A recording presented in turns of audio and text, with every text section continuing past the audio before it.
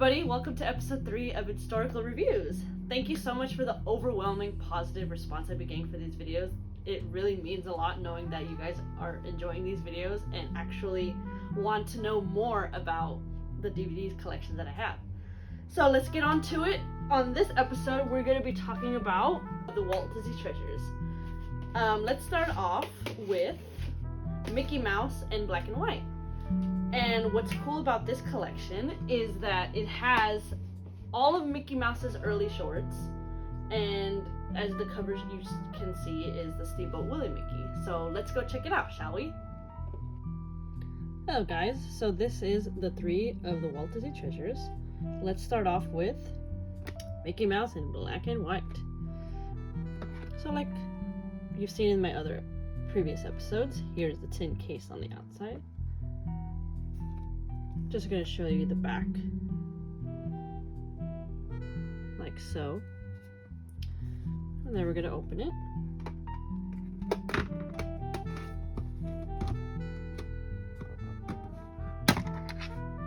So here we have the plastic case for it. I usually go for the Disney Treasures that have this metal tin case just because they're really cool. Like that. Here we go.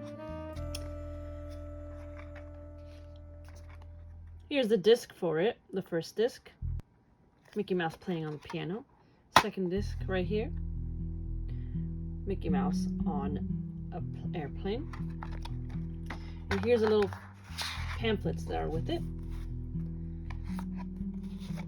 A little mini poster of Mickey Mouse and Steamboat Willie. On the back it says, in addition to being the first Mickey Mouse cartoon ever released, Steamboat Willie was also the first cartoon to feature synchronized sound. So isn't that pretty cool? And here's the booklet to kind of tell you what's inside of it. Here's Walt Disney displaying what goes inside of a zoetrope.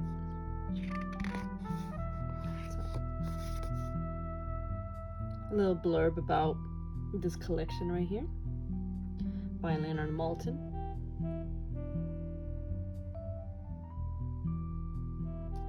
One of my idols. And here's a pretty cool photograph of a Mickey Mouse display, honestly. Oh, look! I didn't even notice this until I reopened it. This is actually a movie poster right here. As you notice, it's Wallace Beery, Jackie Cooper, and George Raft. That's actually really cool. Oh, and right here! You can see a picture of Jackie Cooper and Wallace Beery right there. That is honestly really cool. Wow. Anyway, back to the Mickey Disney pamphlet. So here you have all the shorts right here named.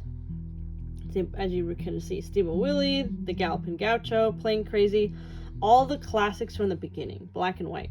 Because, as well, a lot of people don't know, Mickey Mouse cartoons started in black and white because it was much more expensive to do color. But eventually, as you saw in my previous review videos, that you saw Flowers and Trees, which was the first color. But with Mickey Mouse, he started out good old black and white. There's bonus features. And then disc 2, Mickey Mouse shorts. Continuing on, Building a Building, The Mad Doctor, Ye Olden Days, The Male Pilot, Mickey's Gala Premiere. Now I can't wait until I show you that one, because that one, as I said in my previous video, my favorite Disney cartoons was when they were pirating all the celebrities of the day, because you could just see just how they decide to make fun of somebody. Bonus feature, Pencil Test, The Male Pilot, and so on. Let's go to the next one. Now, on to Mickey Mouse in black and white, disc 1. Let's do it.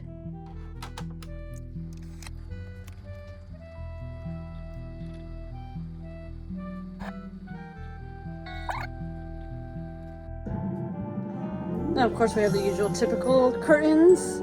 Let's go on to the main menu.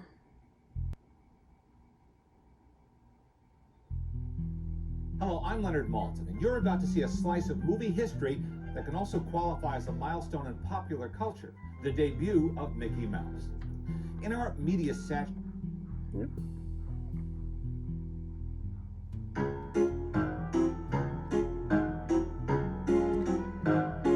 Now, let's see. In this menu, we have, you could rewatch the Leonardmaltin introduction.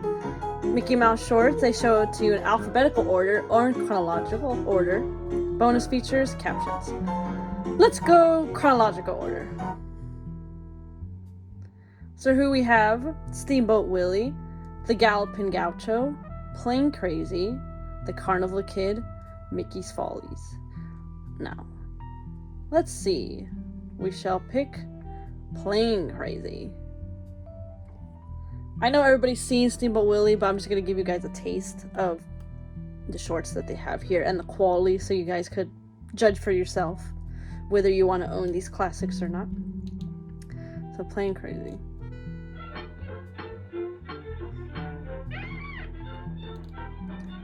Now, what they're doing is called a rubber animation. It's basically how they animate their characters back then before figuring out, oh, here we have Charles Lindbergh. Around the time when he was roaring 20s icon, trying to pretend to be like him. I'll keep going from that.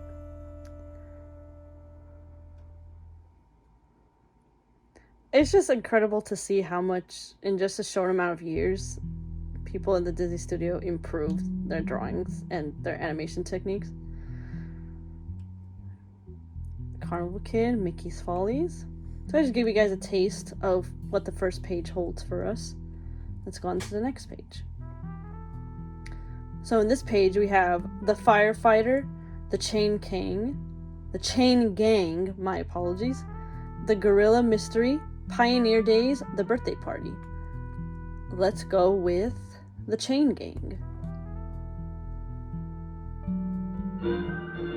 So as you see, they already changed their intro from the previous one as we saw. So let's go through it. The Chain Gang.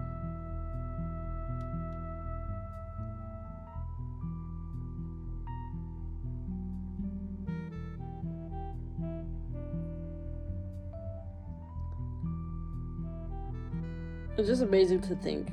Oh, look, that dog character was future Pluto. We'll go back and I'll show you. So they took this design and they kind of repurposed him a little later, and that was going to be how our beloved Pluto.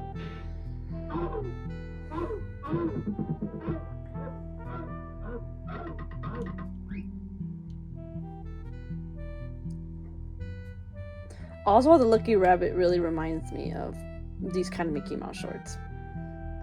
Let's look at another one. Let's look at the Birthday Party. Same thing with that same intro. Fast forward it. Just give you guys a taste.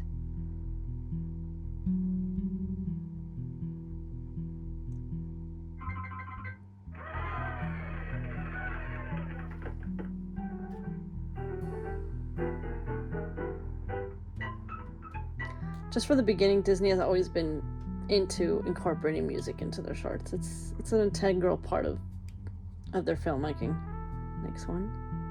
So on the next page, we have Mickey Steps Out, Blue Rhythm, Mickey Cuts Up, Mickey's Orphans, and the Duck Hunt. Let's go with the Duck Hunt.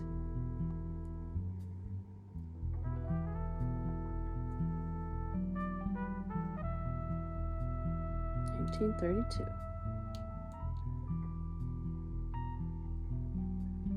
I can see that they still have the intro where they kind of fade in to show the title afterwards with the black screen. As you see, there's already Pluto right there from when it was a year, and he's already there. Okay, so that's that one. Let's go to the next page.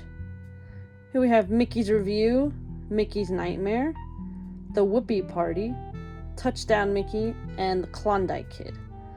So let's go on to Mickey's review.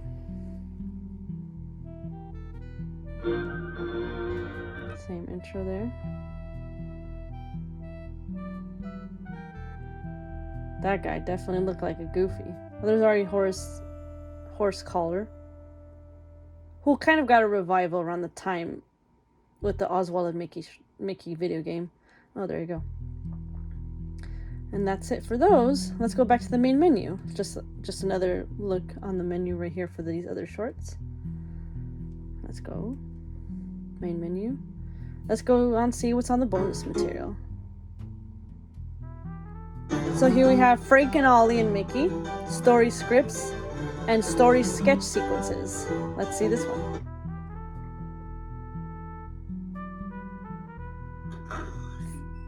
Frank Thomas and Ollie Johnson were, as you guys may know, the two more famous Nine-Old Men. So here they are describing their history with Mickey Mouse and contributions as well. Without them, Disney animation would be completely different.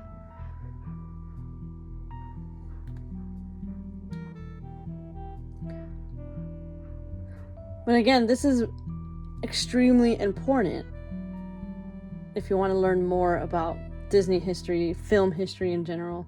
Just learning the stories of these animators, how they develop the technique, what they think of when they're animating a certain character, everything. They describe the drawings of it, everything.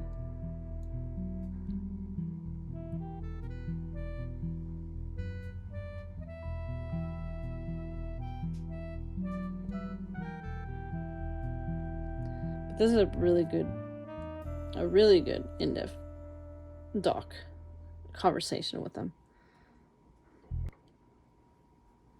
Story scripts, let's see what they got there. Introduction, Steamboat Willie, Mickey steps out. Let's see this one. Story script. It's just showing, it is the animation script and basic storyboards. So I would call this storyboards rather than scripts, honestly, but they mixed it up. We're just showing what it is. Quick thumbnail sketch, pretty simple. Let's go back.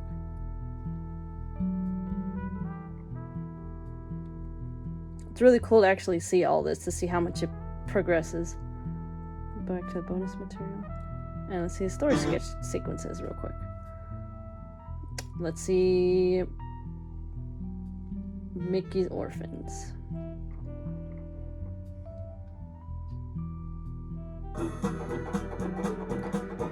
So here's the actual animatic, storyboard animatic thing, but they accompany it with music just for you guys to watch it and compare it to the actual finalized film. But it's still pretty cool. You see the different drawing styles and all these thumbnail sketches.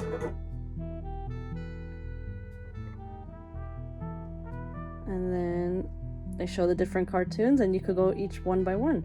Blue Rhythm, Mickey Cuts Up, Mickey's Orphans, Mickey's Nightmare, The Whoopie Party, Touchdown Mickey, and The Klondike Kid.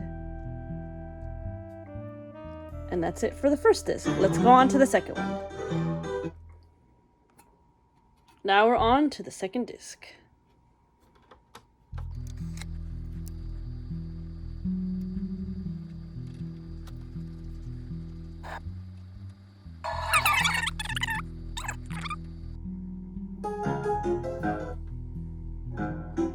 So here we have the main intro.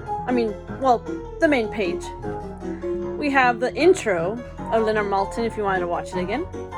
We have the Mickey Mouse shorts here in alphabetical order and chronological, bonus material, and captions. Like the previous disc, we're going to do it chronologically. Let's go check that out. So here we have Building a Building, The Mad Doctor, Ye Olden Days, The Male Pilot, Mickey's Gala Premiere, Puppy Love, and The Pet Store. I want to actually show you guys Mickey's Gala Premiere because it's actually one of my favorite Mickey Mouse shorts ever. So let's check that out.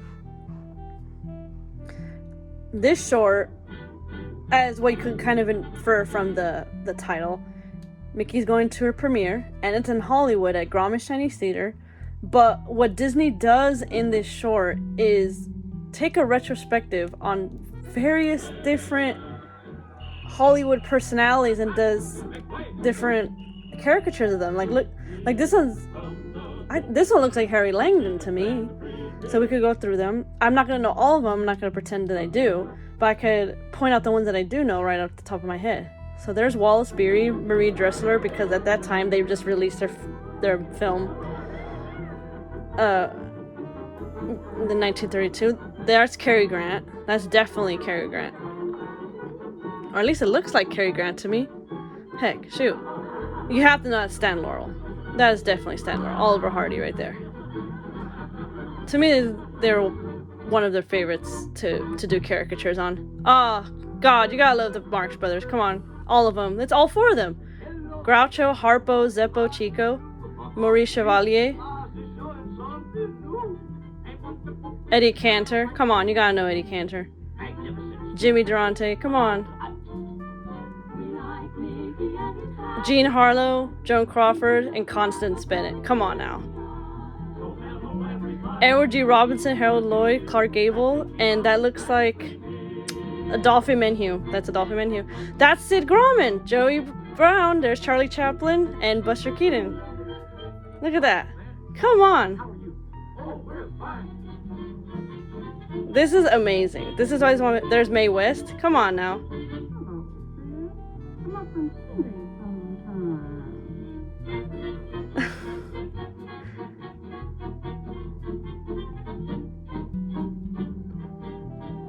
And there's everybody's favorite, Mickey Mouse with Minnie, along with Pluto. Horace Collar, and Clarabelle. Come on now. I'm just gonna fast forward through it, but there, you gotta love that. Like, and they show it close up again here of all the people they were showing outside. Everybody, like, how can you not love this? There's Greta Garbo. I'm trying to figure out who else they put in here. Joan Crawford, Eddie Cantor, Greta Garbo. There they are right there, showing the cartoon. This I'm going a little slower. Oh, that's Ed Wynn. That has to be Ed Wynn. Oh, he just released a film called The Chief at that time. I actually just watched that film. So good. So good.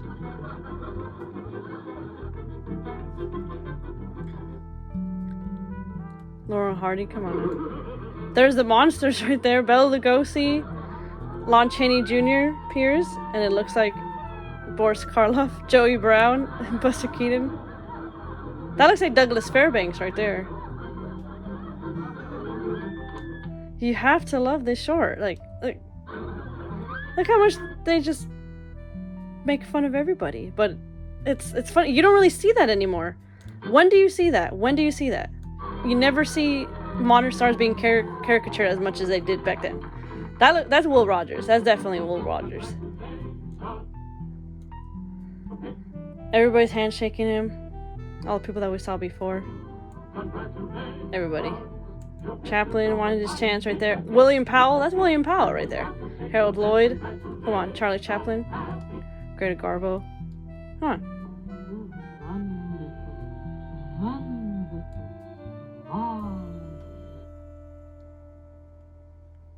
And there, Mickey Mouse is a fan of everybody as much as they are to him. Everybody gave him an autograph right there at the end. When do you see that much people being caricatured at one time? Never. Okay. Puppy Love, the pet store. I mean, you can't beat them other than Mickey's Gal premiere. So let's go on to the next one. We have Giantland, Camping Out, Gulliver Mickey, Orphans Benefits, The Dog Napper, Two Gun Mickey, and Mickey's Surface Station. So let's just go with Camping Out. Why not? Let's fast forward through this. Camping Out. But as you can see from all these shorts I'm showing you, they're all high quality, They restored these cartoons immaculately. I highly recommend this collection. You can't get any better with finding Mickey Mouse shorts than these. So that's all of them for the second disc. So let's go back to the main menu. And we'll see the bonus material, see what they got. So you have the pencil test, the male pilot, story sketch sequences, and poster gallery. So let's see this one first. Let's go through them, just to fast forward. Look at all these beautiful sketches.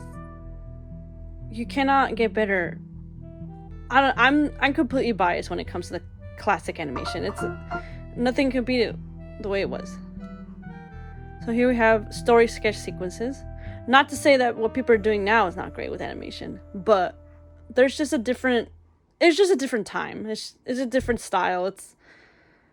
What more can I say? Let's go with Puppy Love. Why not? These are just like in the previous discs, as you saw. It's the animatic with the music accompanying it, so you could just compare the sketches with the final film. So I'll just go back to the menu so you guys get a chance to know what that is. And they show more right here. Camping Out, Gulliver Mickey, Dog Napper, Two Gun Mickey, Mickey Service. I wish they really added the gala premiere. I would have really loved to see the sketches for that, but oh well. Bonus material, poster gallery. Let's see what they got right here. View gallery.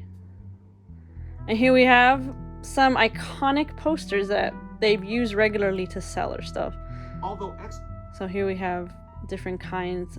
Columbia Pictures, when Columbia used to distribute it at a time before United Artists and then RKO. All these different kinds. So cool. But this is a definite must. This Mickey Mouse, early Mickey Mouse, definite must. But that concludes the Mickey Mouse. Let's move on to the next one. Now the second Walt Disney treasure in this wave is the complete Goofy.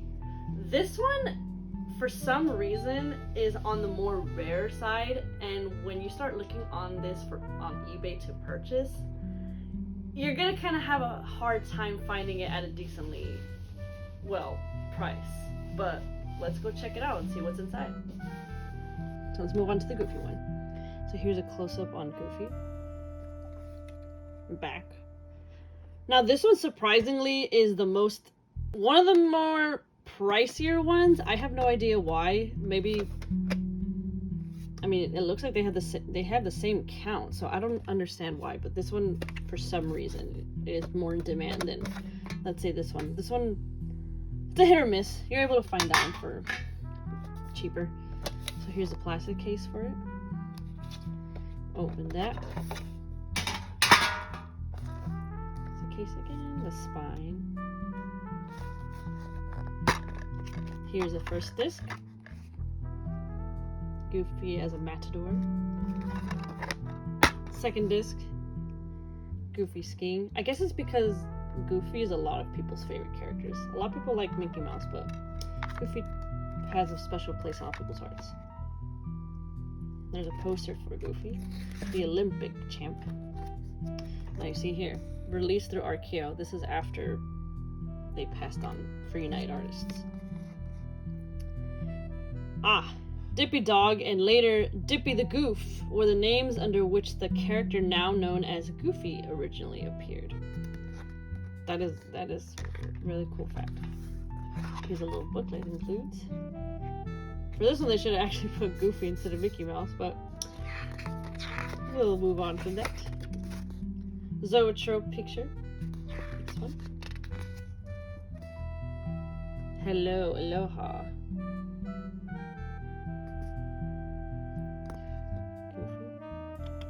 It's a little kind of blurb about what you'll find in this collection. And showing pictures of Goofy around. And I separate all the cartoons by years. So we have Goofy and Wilbur, Goofy's Glider, Baggage Buster, How to Play Baseball, the How To, so on and so forth.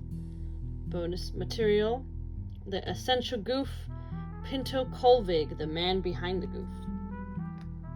And then you have disc 2, Tennis Racket, Goofy Gymnastics, Motor Mania, Hold That Pose, Father's Lion, Father's Day Off, so on and so forth. Bonus material. Conversation with Goofy's voice. Billfarmer. And a whole lot of galleries. So there you have it. Let's go check out this Goofy collection. Now on to Goofy, disc 1.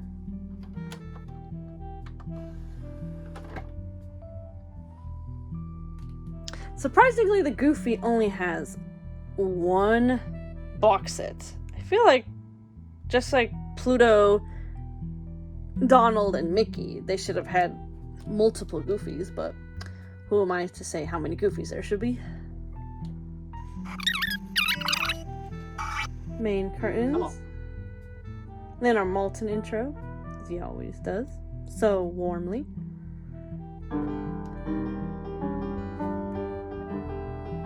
Now let's see what we got here.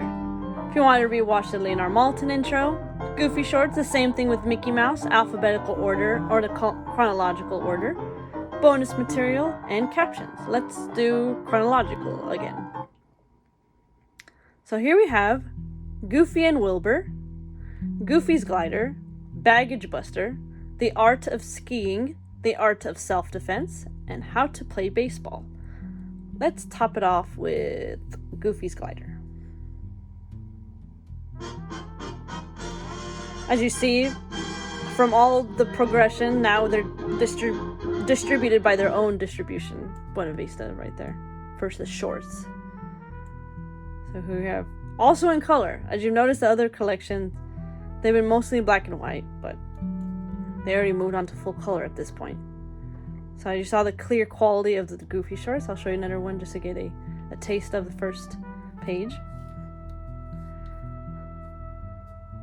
More Goofy, the art of skiing. But just remember how the older cartoons, but now look at the Goofy ones.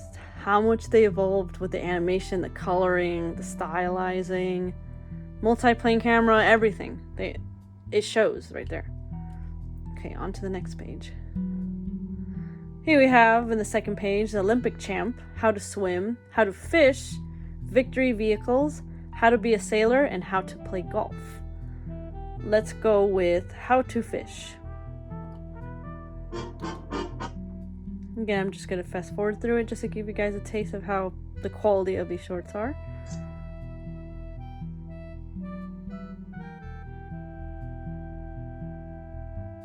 But they're relatively short, as what they are called, shorts. Go to the next page. How to play football, Tiger Trouble, African Diary, California or Bust, Hockey Homicide, A Night for a Day. So let's go to California or Bust. I bet I'm pronouncing that completely wrong, but we'll see. This one has an interesting intro. Oh, see, they have to show a kind of historical warning that that's how it was back then, and they don't present Native Americans like that anymore. But I'm just gonna show you guys this. But here's the thing, you can't erase history. Like, you can't pretend these cartoons or any of this didn't exist.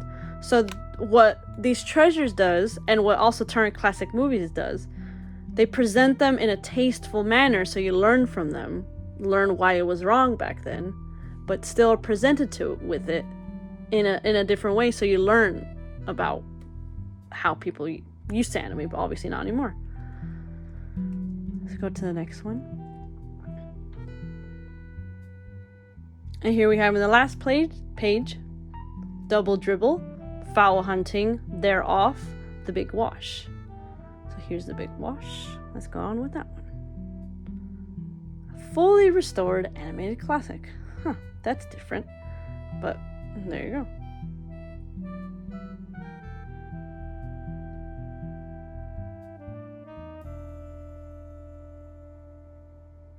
This reminds me a lot of Dumbo. Obviously, it's not Dumbo, but anything elephants or circus related reminds me of Dumbo. But as you see, it's high quality stuff right there.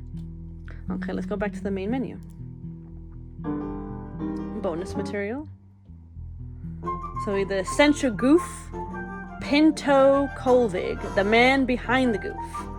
So let's go with the essential goof first.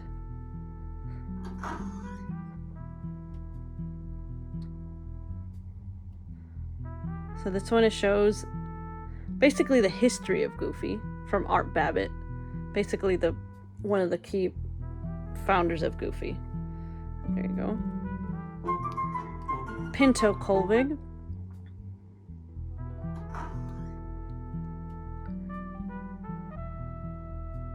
And in this one, here you go. There's a little documentary about the voice of Goofy. How they found him, how he found that voice, and what his inspiration is. But they're nice little tidbits to know, to respect and get to know who Goofy is. Goofy is a lot of people's favorite cartoon, so it's good to know his history. And there's captions, and that's the end of the first disc. Let's go on to the second disc. Now on to Goofy Disc 2. Let's go. Or did it go to the menu? Disc 2 of the complete Goofy. Thank you for welcoming us, Leonardmaltin. Let's move on to what we got. Oh, there it is. You gotta love the Goofy movie. You gotta love the Goofy movie. Okay, so here we have the main menu. Leonardmaltin introduction if you want to watch it again. Goofy shorts in alphabetical and chronological order. Bonus features. Let's go with the chronological listing. So here we have Tennis Racket, Goofy Gymnastics, Motor Mania, Hold That Pose, Lying Down, and Homemade Home. Let's go on with Homemade Home. So let me just fast forward just to get a taste of it. So as you see, to me, Goofy looks different in this era. They kind of redesigned him. But hey, still works. Okay, so let's go on to the next one. In one of these shorts, I'm trying to recall Bobbydriscoll voicing him, the voice of Peter Pan. But let's see, Fathers Are People. Might be. But in this page, we have Cold War, Tomorrow We Diet. That's a funny name. Get Rich Quick, Fathers Are People, No Smoking, Fathers Lying. Let's go with Fathers Are People.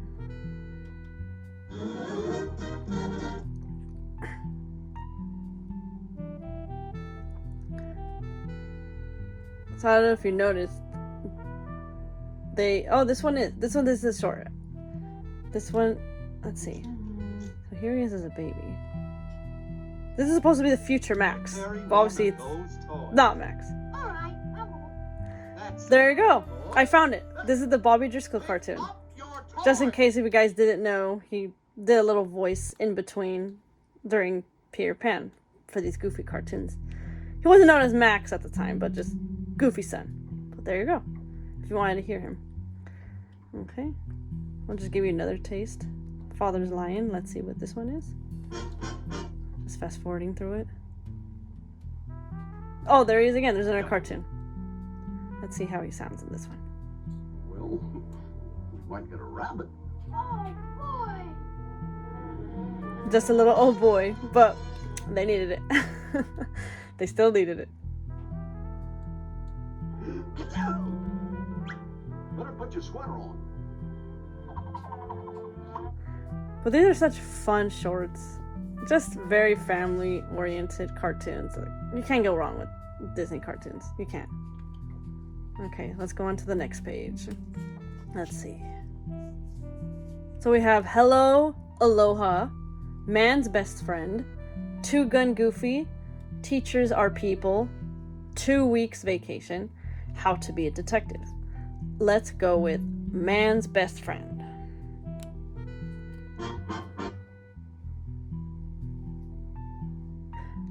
At first, I thought it was going to be some kind of weird Goofy situation. Not Goofy situation, Pluto.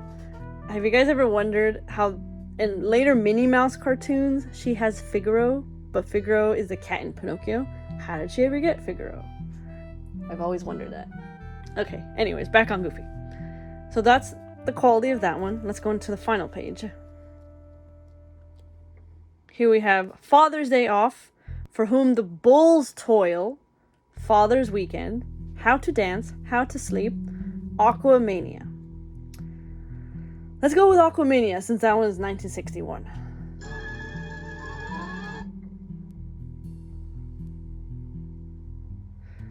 Oh my god, but just some commentary right here. If you just look at this cartoon, you could totally tell it's UPA style compared to the other ones. UPA was more, how could I put this?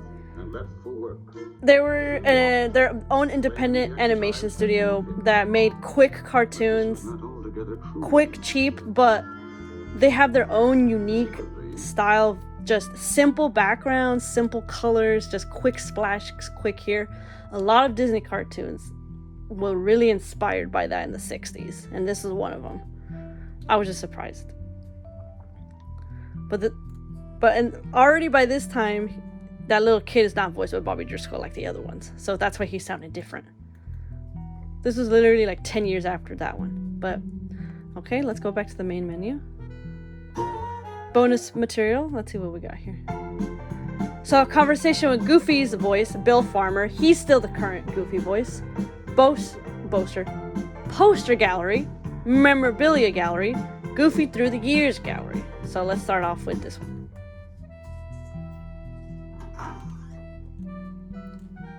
So this one we have leonardmaltin talking to Billfarmer, his story, how he got Goofy's voice, and everything. Inspiration.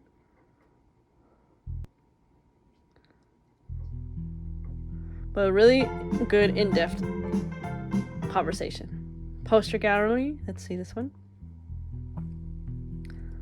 All of his posters for his cartoons. Art of self-defense. Everything good. How to swim. How to ride a... Goofy voice there. Okay. Memorabilia gallery. Just a collection of some of his colored things right here. Exit right there. And Goofy through the years. So here it's showing pictures of how he looked like from 1940, 41, 42, all the way into the 50s, because his character design changed dramatically. So that's how he looked like there. Just a quick picture. Just compare that one versus 1953.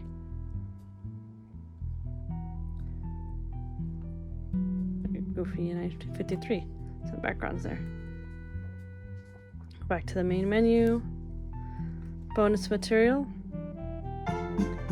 And that concludes the second Goofy disc.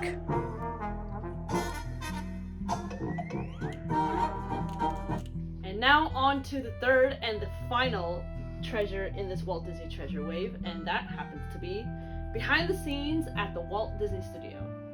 Now this one is actually one of my favorite treasures because it has this semi-obscure film called The Reluctant Dragon. Everybody would know the film by the dragon, but nobody really knows that it's actually a kind of Walt Disney trying to present the studio in a way where it's palatable for people to learn what goes on behind the scenes and for people to learn the animation process in itself. And of course, that's starring the comedian Robert Benchley. So join me in checking this out. Let's go. On to Behind the Scenes at the Walt Disney Studio. Here's a little close-up of the front cover. As you probably have been noticing, some of my DVDs came with bands, some didn't. It's because some of them I bought them used. So these came with all of them, but I just don't have all of them. But I have for this one. And can anybody tell me who that is? That's from The Reluctant Dragon, which is actually, you will see, is in this collection. So we open it. Plastic case, as you've seen in the other ones. Take that off. Repeat of what's in the front. Open it. Now look at this. Isn't this amazing? Showing a little color display of the actual what's on the Disney Studio. Mickey amp, Dopey Drive. Second disc. Stages B and C. one of their sound stages. And here we have, which in my opinion is like one of my favorite arts that they include here, poster of The Reluctant Dragon, starring Robert Benchley. The Reluctant Dragon, which takes a lighthearted behind-the-scenes look at how cartoons are made, was the first live-action film from the Disney Studios.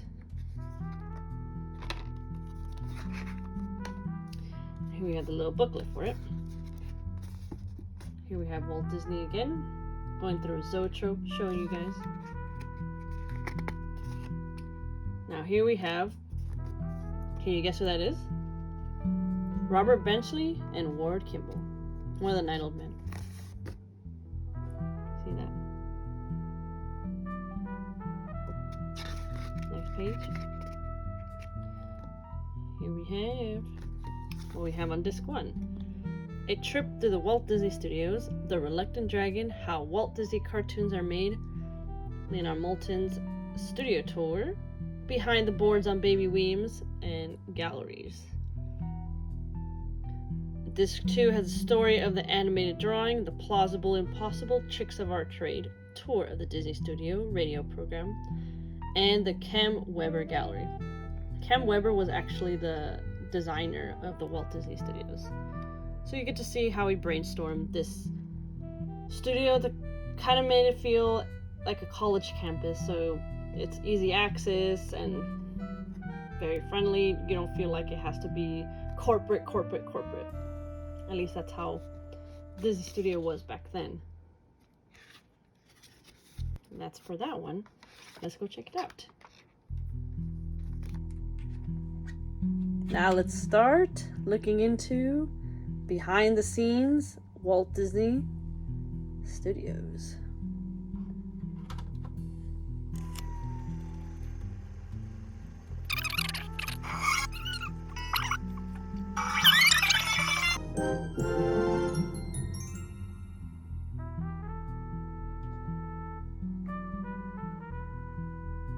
Hello, I'm Leonard Maltin. Walt Disney was, among other things, the head of a thriving movie studio. But unlike Darryl F. Zanuck, Jack Warner, or other celebrated movie moguls, he was also a public figure. In the 1930s, he was written about almost as often as the top movie stars of the day. He even appeared on camera a couple of times to help promote his first feature film. Then he made an entire feature about the workings of his studio called The Reluctant Dragon, and made a brief appearance in that as well. That's what we're going to talk about today. The creation of the Disneyland TV show in 1954 that really cemented his public image and endeared him to millions of fans, young and old. And that's why Walt Disney's an icon and an idol to me to this very day. Pretty much in everything that I do, creatively wise. So here's the main menu. As you can see, you can rewatch that Leonardmaltin introduction, The Reluctant Dragon, and how Walt Disney cartoons are made, plus some bonus features and captions. Let's start out with the movie The Reluctant Dragon. As what Leonardmaltin was saying in the introduction, the Reluctant Dragon is kind of a hybrid between behind the scenes of the Disney Studio while having some kind of narrative. So let's fast forward through that. I could give you guys a quick preview, shall we?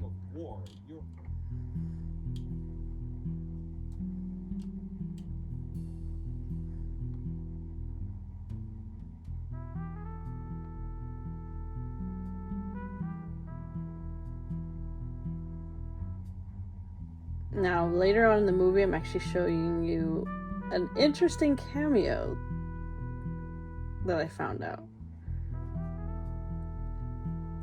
So as you see, there's Robert Benchley drawing throughout the studios.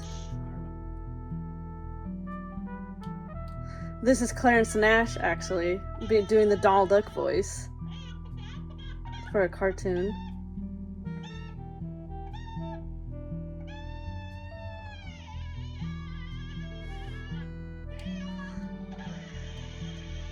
Pretty silly, actually.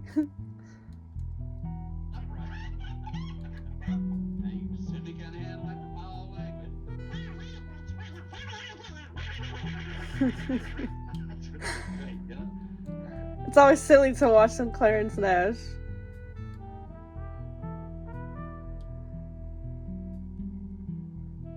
There's a little tour guide showing him the next apartment. Sound effects.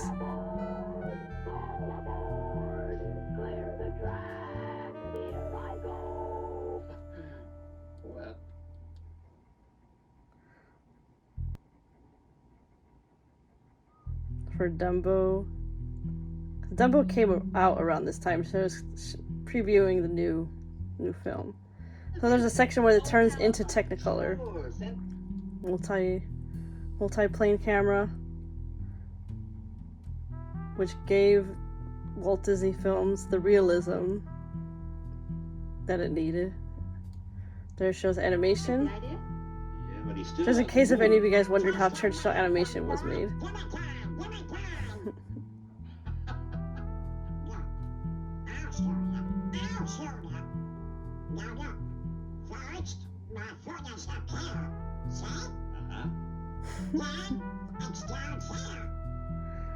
I could watch this all day. This is so funny.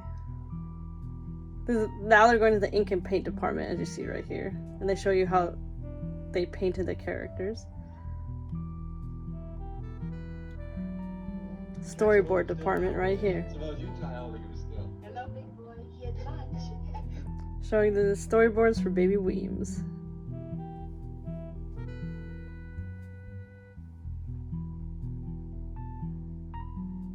Now, can anyone tell me who the guy is in the green blue coat? Sure, that's it. Of course, you'll have to imagine the whole thing in action. Well, I'm a pretty tough one. Well, that's actually Alanladd. He became a famous actor for Paramount later on. You know, hospital corner. Like in The Blue Dahlia, This Gun for Hire, and other films with Veronica Lake. All over the floor. This section shows the storyboards for Baby Weems. This never became like a fully animated short, but just for watching the storyboards, you could kind of it was kind of like an animatic.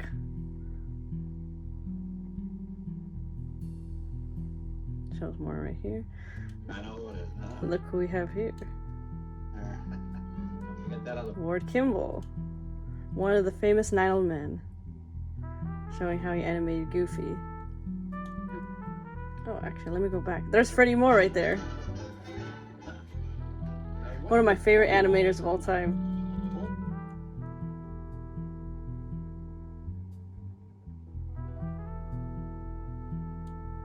Showing you a Goofy cartoon.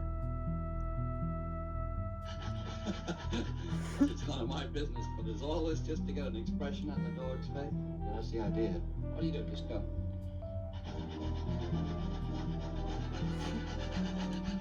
That's really silly. There's Walt Disney right there, of course, previewing the famous Reluctant Dragon clip of the movie. To me, it kind of looks like a precursor to Elliot, his body shape and all. There's more of it.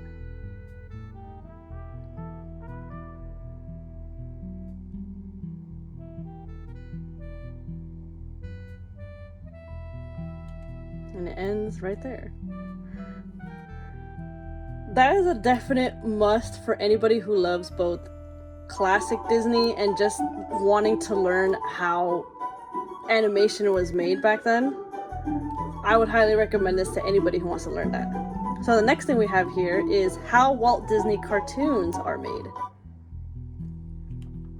So let's see that, shall we? To a trip through the Walt Disney Studio was so strong that someone suggested the idea of adapting it for release to the public. Yeah, so as he was saying there, they made a separate kind of short just to give like a tour of the Disney Studio during the Snow White time. So here's some clips of how things were done in the late 30s. What you see there? When they premiered Snow White. So basically it's like a more of a commercial for Snow White, but they gave more of an in-depth tour of the studio. So here, let's go into bonus materials. Let's check out Leonardmaltin's studio tour. So let's go through that a little bit. So he gives a brief history of the Disney Studio itself, from the Alice comedies onto when the Hyperion Studio and when they moved into the Burbank lot. history of the design of the building, and everything leading up to the Reluctant Dragon onto the television days. And here we have here. And they moved on to the live action.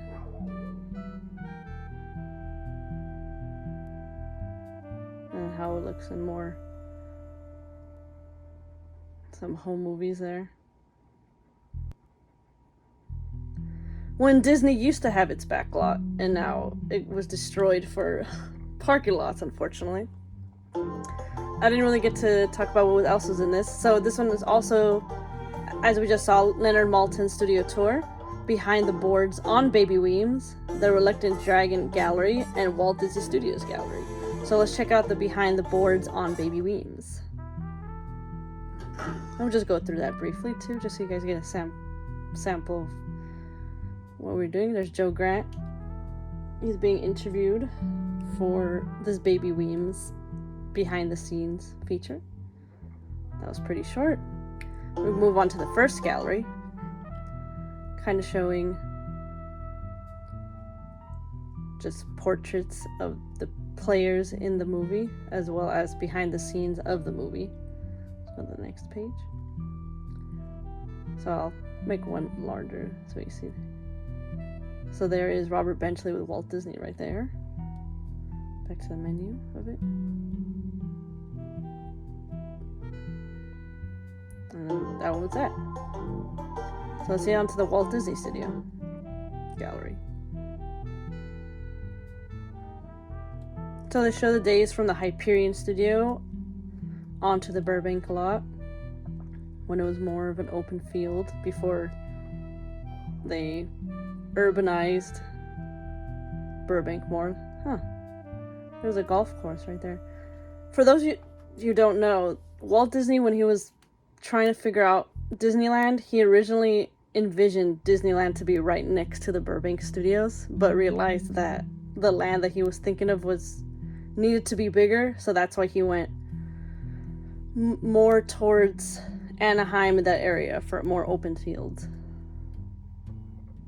Let's go back. So that's a Walt Disney Studio. Let's go back to the main menu. And that's for the first disc. Let's go on to the second disc. Now let's explore the second disc.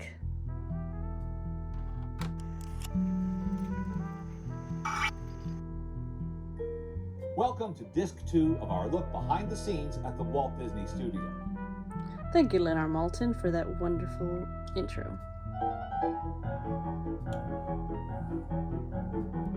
Let's move on to the main page of the second disc. So here we have, again, if you wanted to rewatch the introduction you just saw, the story of the animated drawing, the plausible impossible, tricks of our trade, bonus material, and caption. Let's go on and check out the story of the animated drawing. As you see there, it will be mixed with black and white and in color. As someone who is a devoted fan of the Disneyland TV show. So in this segment, Walt Disney goes into detail of talking about the process of animation and how people did it for the studio. He shows the beginnings of animation, including the zoetrope, the history of animation, and film in general, because film and animation intertwine in so many ways. It's just a different media. So as you see how they did in the beginning, during the turn of the century, he's showing the famous Winsor McCay with Gertie the dinosaur. Every animation and film student should know who Winsor McCay is.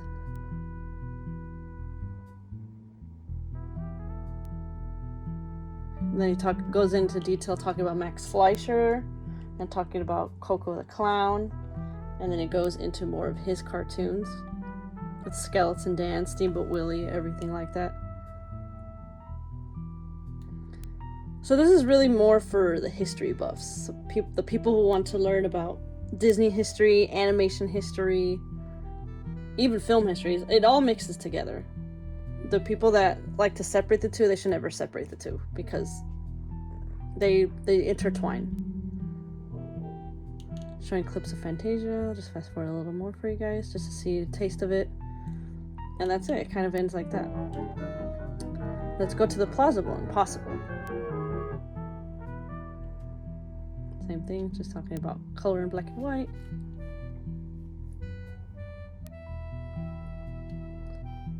There's a little intro there. Let's get into it. Another episode of the Disneyland show.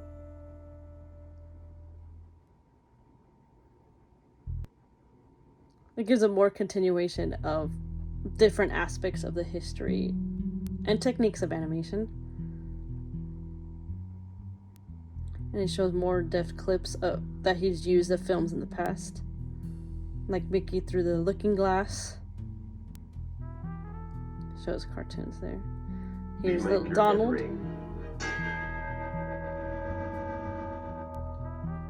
Who doesn't like Donald Duck? Now you take a real heavy object, say something weighing 3 or 4 tons. Here's showing how different weights affect cartoons. We'll see, shall we? Which was made by letting a steel tank drop 10 feet onto the concrete floor of an empty swimming pool, with reverberation added. Now, squash and stretch. I love it. That interesting sound again.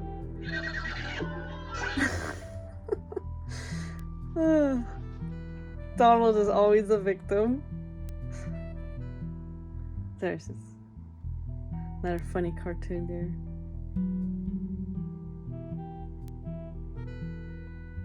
And what I'll show you guys in the next couple episodes, the Walt Disney Treasure for Donald Duck. Now here they show a deleted scene of Snow White. Well, this is not the deleted scene, but this is when they're washing their hands. But Walt Disney previously showed a drawing. Oh, here's the soup scene. It was actually a deleted scene from Walt Kimball.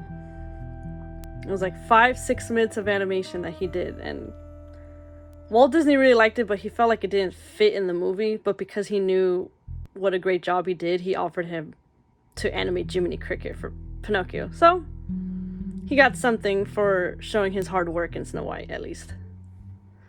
Here's Fantasia right here. And that's it for that. Let's go on to the next one. Tricks of our trade. Go on there. The next of Walt's behind-the-scenes shows on animation is one of the most erudite he ever hosted. It could almost serve as a textbook film, yet it was not shown on an obscure documentary channel, but in prime time to a vast television audience. Now this, I bet, influenced a lot of people to get into animation, especially since Walt Disney has like this uncle aura who's able to not talk down to kids, but to kids. So I feel like people respected him for that, and that's why they learned a bunch about animation from watching these programs. So here he describes how they did their effects. It could be water or breaking glass. They literally filmed it for reference footage. They slow it down frame per frame, and they literally draw it frame per frame, so they know, studying how water or glass or elements work, so they could recreate it in their animated films. So here they show how they did it through Bambi, and here's a multi-plane camera and how they show the multi-plane camera, demonstrating how they use it and how it shows the realism in the films with the trees, foreground, background.